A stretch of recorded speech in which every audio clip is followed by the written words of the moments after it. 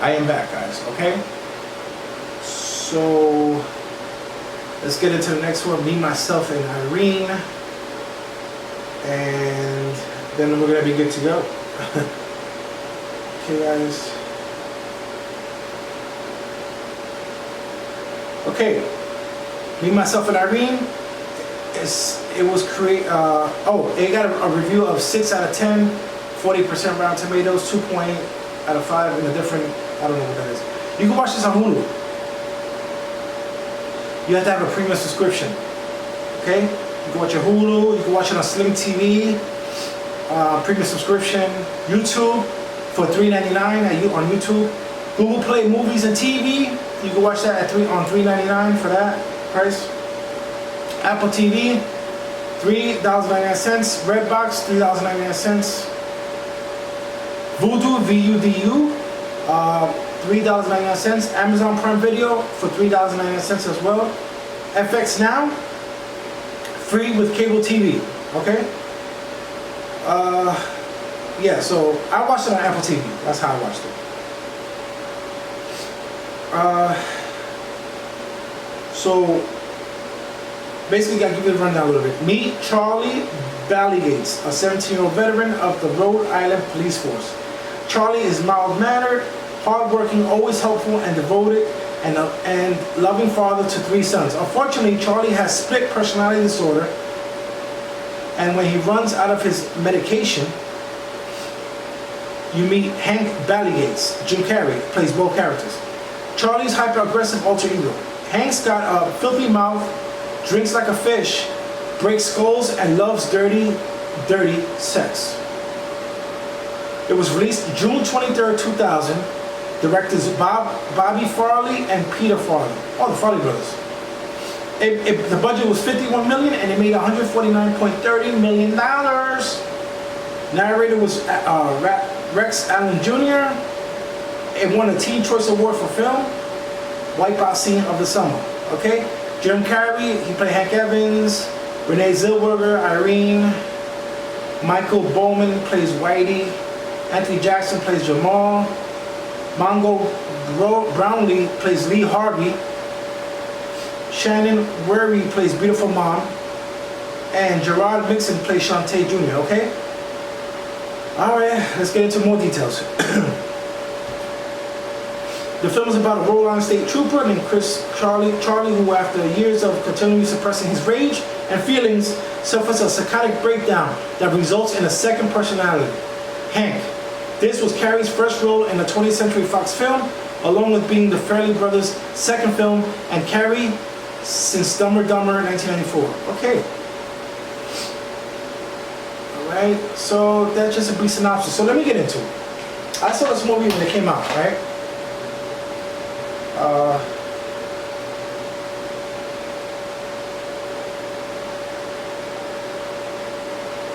So I saw this movie when it came out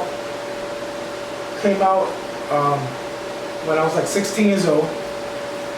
Jim Carrey in the beginning, in the scene, this is one of my favorite scenes. He's basically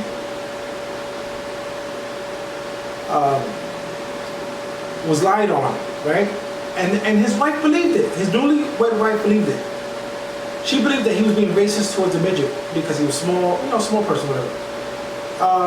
But she was, he was making up lies. Oh my God, he says he's racist because I'm black and I'm small or whatever. And she believed it, and then he started whooping the guy's ass, and he basically, from under the guy's nose, he took his wife and impregnated her, right? And then how crazy it is, Jim Carrey, in the role that he played, he ended up fathering the 3 children that wasn't his.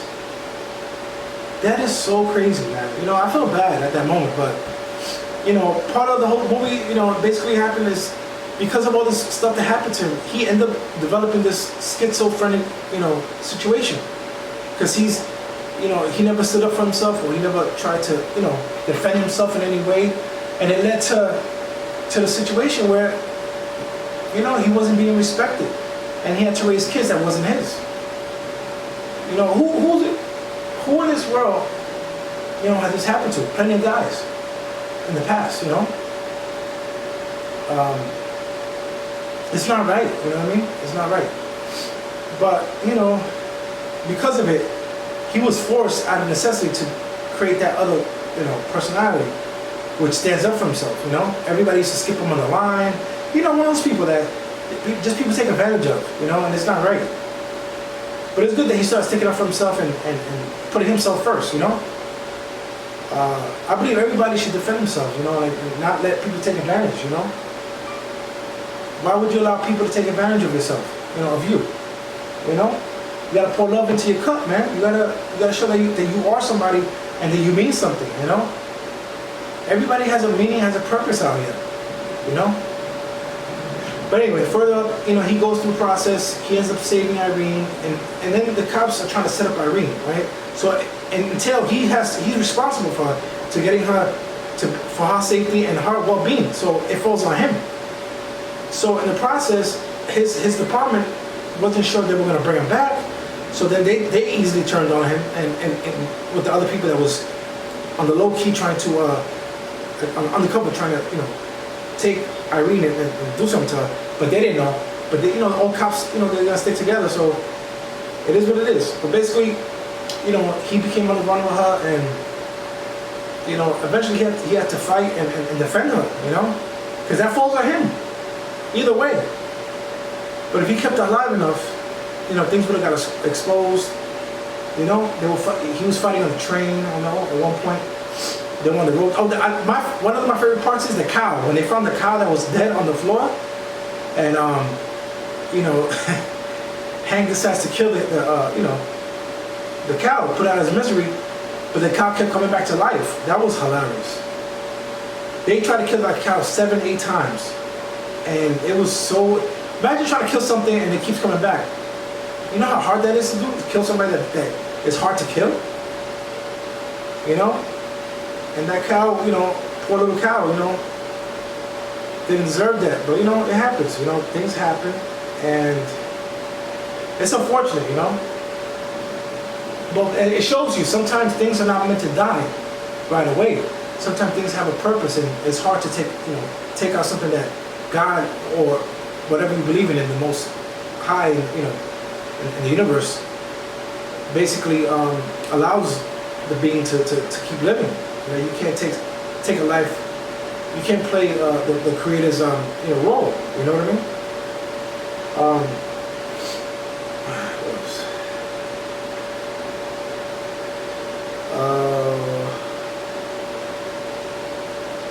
Okay, my email address is joeybiggs2284@gmail.com. Again, joeybiggs2284@gmail.com. You can comment below on this video if you want to like me to review a movie that you have seen before. Now, the only disclaimer: if I've seen the movie, I'm not gonna. If I made a review and I'm not gonna put it up again. So that's just fair warning. Just make sure you look at the videos I have up there so far, and you know, ask me a question. Like email me. Like, listen, have you done this review yet? Because I might have a review that's pending, or if it's not up there, whatever. But just, you know, keep in touch with me, and I'll let you know. But the majority wins. Remember that majority wins, and that's how it's gonna go down. What else? Let's see if I'm missing anything.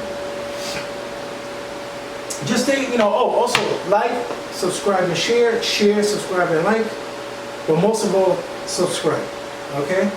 Be engaged with me, you know? I want to know what you're thinking up here. I want to know, you know, what's your mindset, what you're thinking. You know what I'm saying? Talk to me, reach out. I don't bite. All right? I'm a nice dude, you know? Well, I'm a good dude, you know? Sometimes I can be nice, it depends on the mood, you know? But overall, like if you email me and you're part of my community, I will reach out to you back.